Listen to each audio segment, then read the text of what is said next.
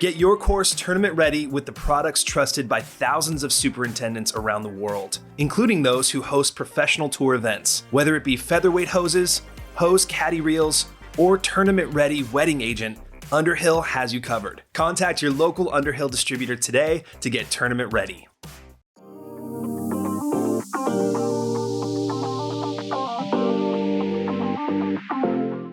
Hey everybody, it's Seth Jones, editor-in-chief of Golfdom Magazine. Today I'm being joined by Sam Moynihan. He is the director of agronomy out at Detroit Golf Club. Hey Sam, how's it going? Good.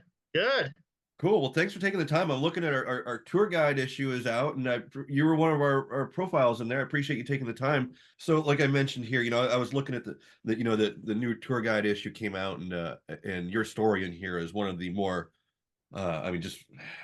it's an eye-catching story for sure. Let me see if I can set the stage right for this scenario. It's 6 weeks out from you hosting the Rocket Mortgage Classic, and you had two greens get vandalized. So my first question is, how did you find out? What was that day like? What happened there?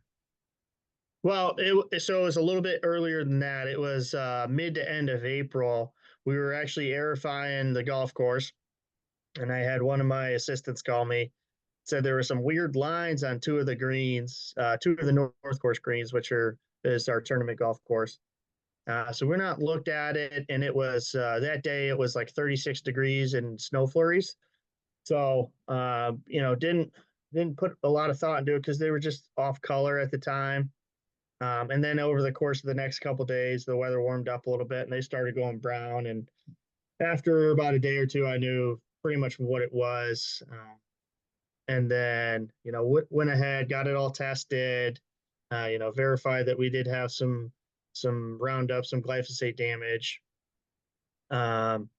Tested all of our spraying equipment, nothing came back from us that had any glyphosate in it. And so, move forward, start developing a plan. How are we gonna remediate this? What are we gonna do?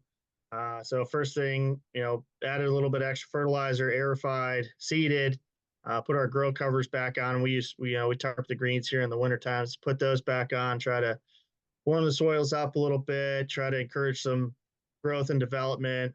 We had a colder spring through the end of April and into early May, and germination was just really, it was taking its sweet time. So as we got closer to middle of May, had a meeting with the tour agronomy department, and they came out and they looked at it. And we had, at that point, we had begun to see a little bit of germination, maybe 20-30%. So kind of looking at it and looking at our time frame, where at that point we were about 7 weeks out from the tournament, there was some concern over whether or not we could get them playable.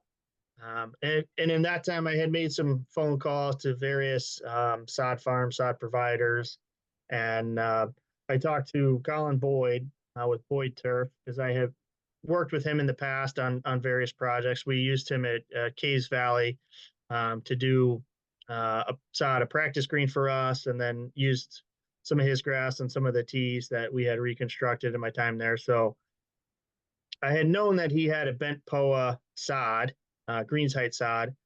And so I called him to see if he had any for sale, any extra. And he had just about enough as what, I think he had a little over 30,000 square feet, and we needed about 15. So he was able to provide that for us, and also aid in getting the greens stripped off. So we went with that route. So we stripped all the greens off, floated the greens, did all the pre-plant fertilizers, and then sod it. And that was over the course of 2 days. It was about 15 hours each day, stripping, preparing, and then getting them sodded. Wow. And so then at that point, that was May 15th, 16th of last year. So from then till, the first day of the Rocket was about 6 weeks to get the sod grown in and ready to go for the year.